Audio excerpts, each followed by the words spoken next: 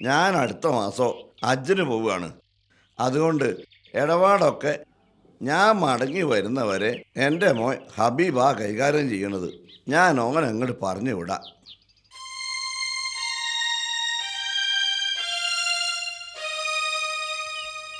പാപ്പാൻ്റെ operation കഴിഞ്ഞില്ലേ? ഓ, വീട്ടിലേക്ക് കൊണ്ടുവന്നിട്ടുണ്ട്. അതുകൊണ്ടാണ് കാശിന് ഇത്ര ടൈറ്റ് വരാൻ കാരണം. 1,00,000 രൂപ ആശുപത്രിയിൽ അടച്ചത് ഞാനാ. ഇനി അടുത്ത ആഴ്ച ഉമ്മയെ കോയമ്പത്തൂർ കൊണ്ടുപോകണം. 10-60,000 രൂപ അതിനു വേണ്ടി നീക്കിവെച്ച് കഴിഞ്ഞു.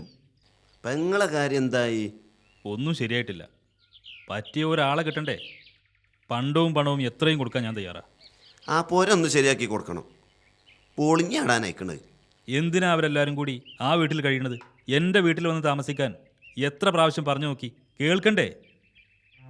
അന്നെ പോലെ ഒരു മോനുണ്ടാകുക എന്നുള്ളത് ബാപ്പാൻ്റെയും ഉമ്മാൻ്റെയും ഭാഗ്യാണ്.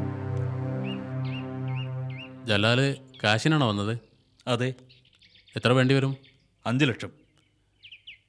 രേഖ എന്താ ഉള്ളത്? സ്റ്റാമ്പ് പേപ്പറിൽ ഒപ്പിട്ട് തരാം, ബ്ലാങ്ക് ചെക്കും.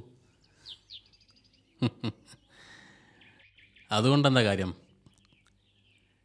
ബാങ്കിൽ കാശില്ലെന്ന് പറഞ്ഞ് നിന്നെ പിടിച്ച് അകത്താക്കാം.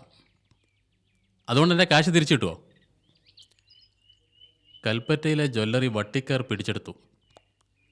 മണ്ണാർക്കാട്ടെ ടെക്സ്റ്റൈൽസും കോളേജ് വണ്ടിയും ബാങ്കുകാർ ജപ്തി ചെയ്തു.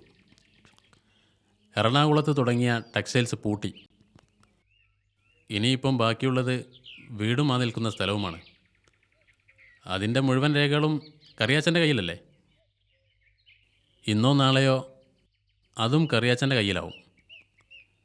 അതുകൊണ്ട് ക്യാഷ് തരാൻ ബുദ്ധിമുട്ടുണ്ട് ജലാൽ. തെക്കേപ്പുറത്തെ 2 ഏക്കർ തെങ്ങിൻ തോട്ടമുണ്ട്, അത് വിലക്ക് തരാം.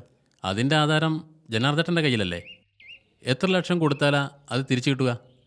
അതുകൊണ്ട് ജലാൽ വേറെ എന്തെങ്കിലും വഴി അന്വേഷിക്ക്.